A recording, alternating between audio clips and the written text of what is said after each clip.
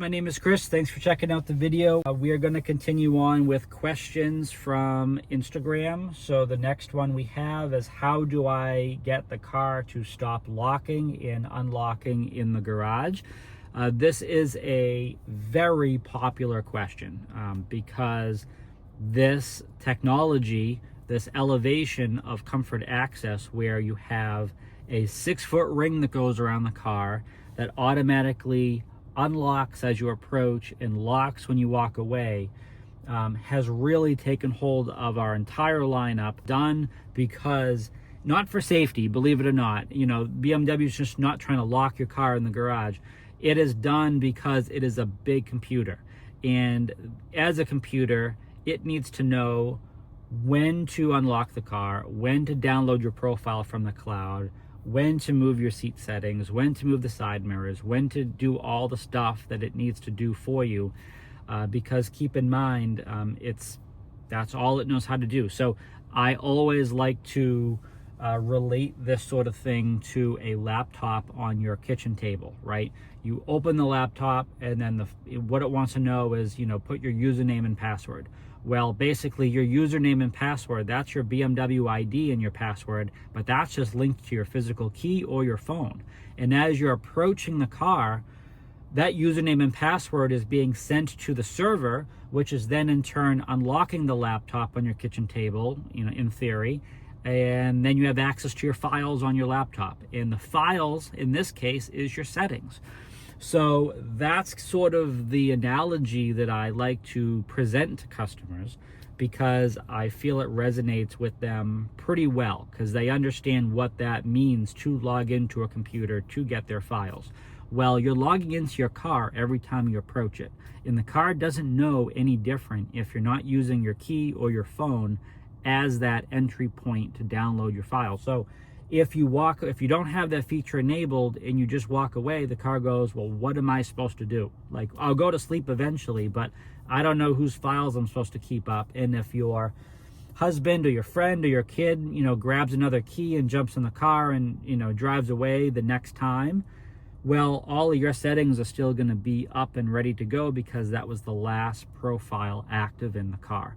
And that presents a massive opportunity for confusion in things being changed and people not understanding, well, why is my seat setting different? Well, why is this different? Well, because your kid jumped in the car and drove off under your profile and changed things under your profile because the car did not properly log you out when you were done driving the car last night.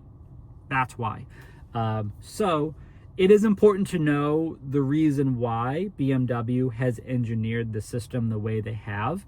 I know a lot of us look at it as just sort of a convenience perspective, which is a big deal, and I get it, but they have listened to us. So under iDrive 8.5, there are solutions to help limit the locking and unlocking in the garage at home, because this is creating a sort of a maddening effect. So the idea is, BMW says, look, we really, really, really don't want you to disable the feature that it unlocks when approach and lock when you walk away, because it is so important to having multiple successful profiles active in the car, loading and offloading as needed.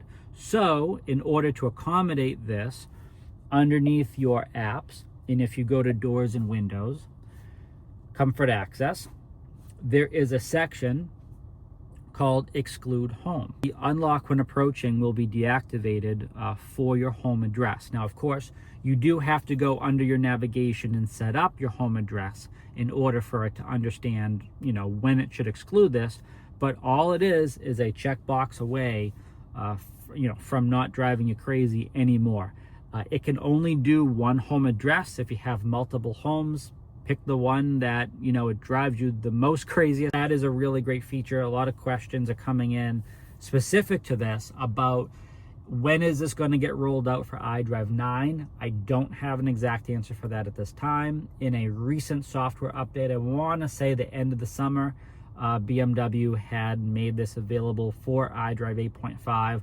I can only imagine, I can only speculate that the same is going to be true for iDrive 9. soon enough if it isn't already. So definitely make sure you're keeping your car up to date with remote software upgrades, because this is the really cool stuff that BMW is putting in remote software upgrades. They listen to your concerns, they listen to your frustrations, and they create stuff like this and they push it out real time. So my name is Chris. Hopefully this information has been helpful. Please make sure you check out the links down below. Make sure you subscribe so you can always stay up to date with the latest content. And as always, stay healthy and safe out there.